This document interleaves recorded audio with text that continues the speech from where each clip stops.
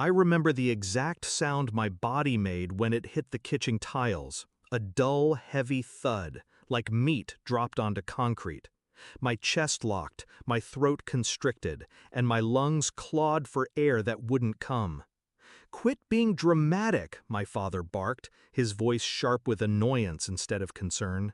He stood above me, arms crossed, disgust etched on his face.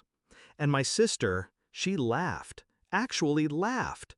"Look at you, pathetic," she sneered, sipping her drink while I thrashed like a drowning animal. They thought it was a performance. But then the paramedics arrived. The EMT's eyes widened when he saw the blue creeping across my lips. His voice was clipped, urgent. "Call the police, now!" That's when the room shifted. My father's frown cracked into unease. My sister's smirk faltered. And I, half conscious on the floor, knew this wasn't the end of me. It was the beginning. I wasn't always the family target. There was a time when I believed blood meant loyalty, when I still thought my parents' approval was something I could earn. I bent over backward to please them, holidays, favors, silence when they ridiculed me. My sister thrived in that cruelty. She was the golden child, feeding on my humiliation. If I spoke up, my parents shut me down. If she cut me down, they laughed with her. But lately, the cruelty had sharpened into something darker. Meals that tasted off. A foggy weakness that settled into my limbs after family dinners. A bitterness in the water glass my sister poured only for me. I didn't say a word. Not yet. The night I collapsed wasn't random. It was their escalation. A slip too far. The hospital ran tests. At first, the doctors thought it was an allergic reaction. Then the toxicology came back. Traces of antifreeze.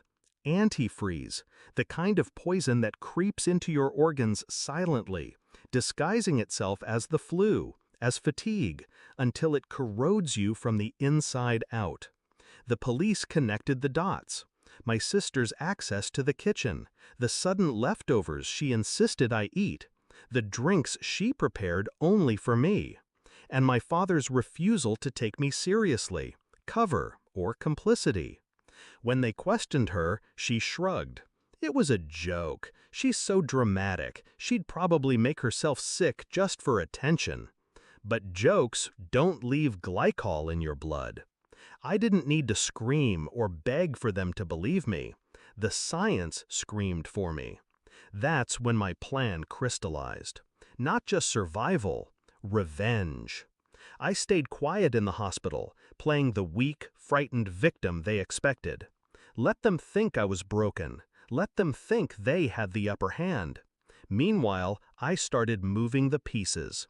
First, I requested copies of every medical report. Evidence, neatly documented.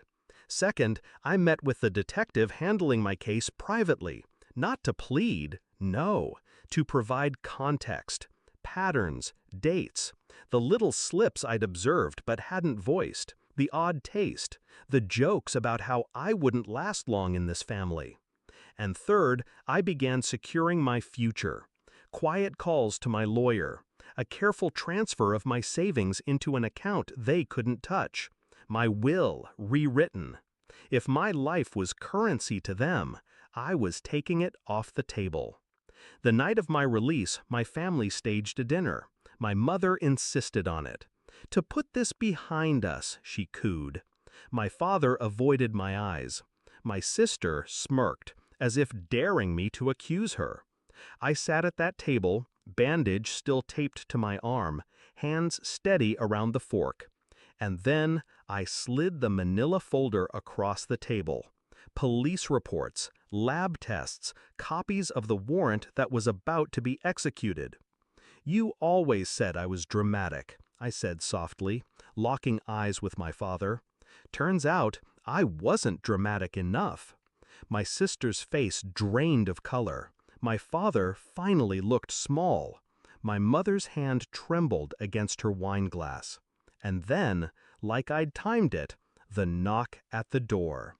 Uniforms, badges, cold metal cuffs snapping shut on wrists that had pointed at me my whole life.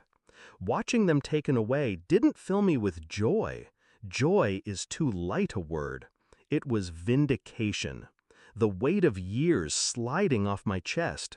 For once, I didn't need to scream to be heard. The silence in the dining room was enough. The fear in their eyes was enough. Now, when people ask if I miss my family, I tell them this: I never lost a family. I lost my captors. And when I finally walked out of that house, head high, lungs full of clean air, I realized something. They had tried to poison me slowly, but I was the one who killed them, without lifting a hand. I just told the truth, and the truth was lethal.